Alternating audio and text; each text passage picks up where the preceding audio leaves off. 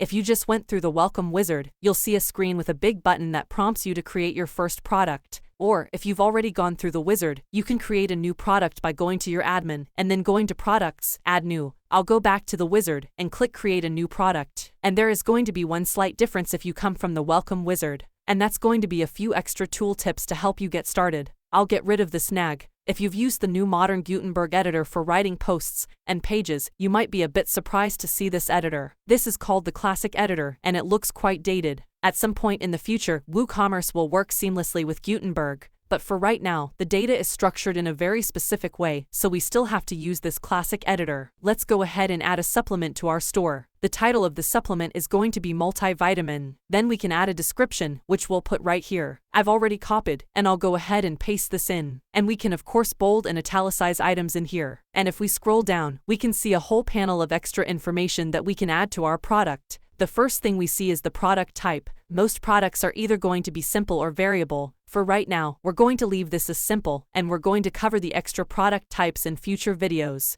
We're also going to come back to virtual and downloadable. What we really need to get to right now is the price, which is right here. Let's go ahead and set this to $12. We are going to go through this process step by step over a couple of videos, but what I want to do is show you the product page right now, so you can see what we've done so far and what we still need to do. So let's go ahead and publish this pretty bare bones product page. Let's click View Product. And here we can see some breadcrumbs, home and uncategorized category, and our product. Here's the product title, the price, where our image will be. There is something called the short description, which we'll add right here a little bit later. Of course, adding items to the cart. And here is our long description, which can be as long as we need. And in some themes, this will appear as a set of tabs. What's important to know right now is that in just a couple of minutes without even a pretty image, we've successfully added a product to our store, and customers could theoretically add it to their cart. Adding simple products and a cart system to your site is very easy with WooCommerce. Earlier, we added the absolute bare bones for a project, which are the title and the price. Next up are the most visual elements, and that is the product photo. The photo is one of the most important parts of your product page. However, the data around what types of product images are still up in the air. With certain industries, you want to have a large image, and with some, you want to have an image with a bit of white space around it. If we look at this research by Conversion XL, we can see that for functional products, like cameras, hard drives, computers, etc., a large image tends to work better. For design-heavy products, like fashion, jewelry, illustrations, etc., an image with a bit of white space tends to work a little bit better. The theory behind this is you need the white space to help viewers really appreciate the design. Whereas for functional products, like hard drives, just show me the big image. I don't need any white space to appreciate it. So for H+ Sports, we're selling protein bars, mineral water and supplements, which are more functional. So we're going to want to use images that don't have too much white space. I have an image on my desktop ready to go. Before I upload it, I'm going to do one thing. I'm going to make sure that my files' names are more helpful for search engine optimization. In WordPress, it's really hard to rename files once they've been uploaded, so I always spend a few minutes doing this before I upload an image to my site. So here's the image I want to use. I'm going to click Return so I can edit it. And I'm going to remove the 600px. Google doesn't need to know that. And if you don't already have this, go ahead and put dashes between the words. WordPress should automatically do that, but I just like to make sure it's done right. And lastly, make sure the file name describes the product. Just 1 or 2 words that name the product. So multivitamin is perfectly good. But if your file name is img12345, that is a bad file name. This is free SEO that most people miss out on. Let's go ahead and upload this image. We'll go back to my website, to my edit product page, and let's go ahead and scroll down. And before we upload this, I want to show you a WordPress trick. You can rearrange these admin panels at any point and it will be saved that way for your user account. So let's scroll down to product image.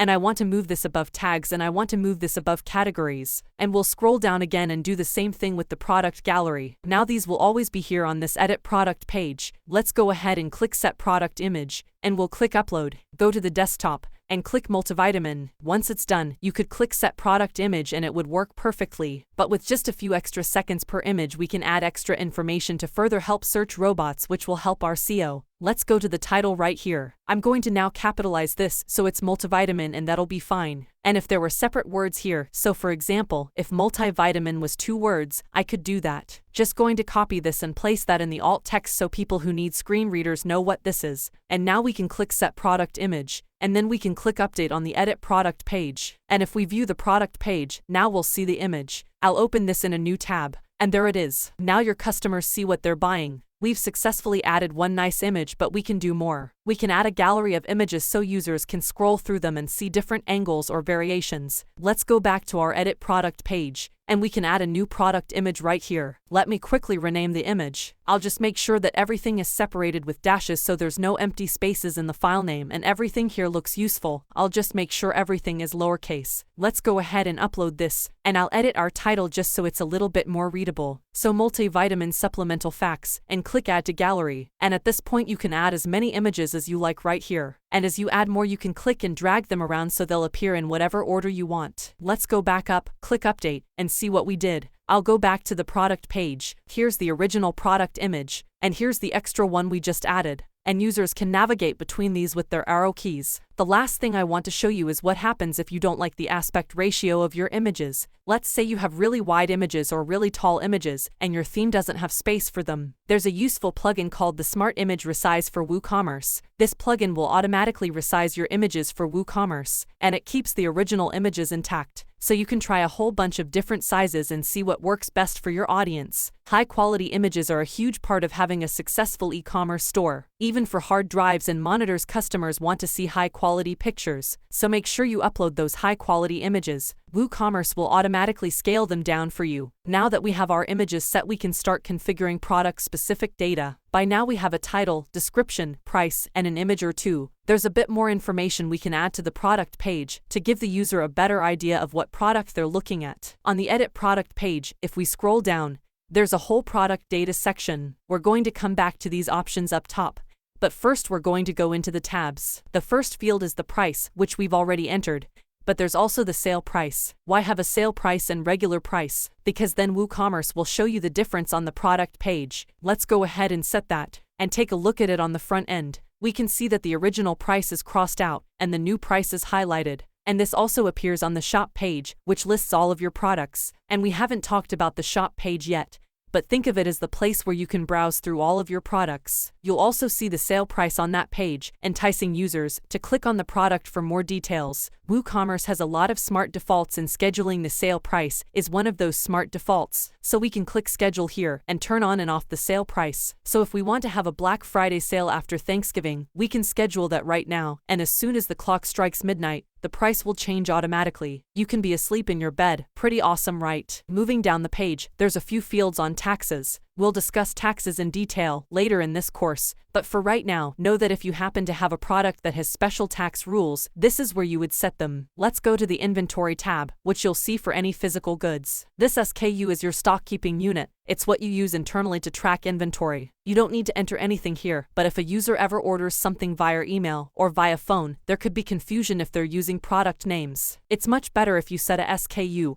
which will show up on the product page, and they can reference that SKU. That way there's no confusion. The next box lets WooCommerce track inventory for you. If you check it, then you can enter how many units you have on hand. When WooCommerce tracks inventory, every time there's an order that's successfully paid, it'll reduce the stock by the number of items in that order. That way, you can make sure that you never oversell a product, and you can also set it to allow back orders, meaning allow orders when you're out of stock. I like to leave it to do not allow, so users aren't upset at how long they're waiting for the product. However, if you make products quickly, like you make them yourself, then you could spend an evening making more product, and you might want to set this to allow. The Shipping tab helps you calculate shipping costs. Later in this course we'll talk about live shipping rates. If you want to get quotes from USPS, UPS and FedEx, you'll need to fill out the dimensions and wait for every single product. There are some specific shipping settings where you can group products by type. In that case, you'll need to use shipping classes, and they'll show up here once they're created. Linked products is an area where you can group your products. This is one of the areas where you should spend some time really thinking about how you can upsell and cross-sell your customers. This can really increase your average order value and make you more money. An upsell is a more expensive product of the same type, or sometimes it's increasing the quantity of items that someone wants to buy. Between videos, I added another product. That's a bundle of supplements. That is definitely an upsell. So in upsells, I'll type in bundle. There's the supplement bundle. I'll add it right there. And a cross-sell is a related product. If you're selling a bicycle, a cross-sell would be a bell, a kickstand, a basket, lights, etc. Anything that could go with that bicycle. For H+ Sports, we don't have anything that's similar to our vitamin supplements, but I did upload a different supplement, Let's say our multivitamin goes really well with our B-complex product, we can now recommend it right here. Let's go up and click update to see the changes we've made so far, and refresh this product page. At the bottom of the page, we can see the upsell. Let's go ahead and add this to our cart. Let's go to our cart, and on the cart page, we can see our cross-sell. Different themes may display these upsells and cross-sells in slightly different areas, but that's how they're typically displayed. Let's go back to the Edit Product page. We're going to take a look at the Attributes tab a little bit later when we look into variable products. The last tab is the Advanced tab. The purchase note is there if you want to remind the customer about something after purchase. Most products won't need this. And the menu order is there in case you want to have very fine control over which products show up first on any page that shows a list of products. And then, enable reviews. You almost always want to leave this checked. Social proof is a very big part of e-commerce and you definitely want to have as many reviews as possible. Later in this course, we'll go into product attributes and how you can create variable products. For right now, let's just click update.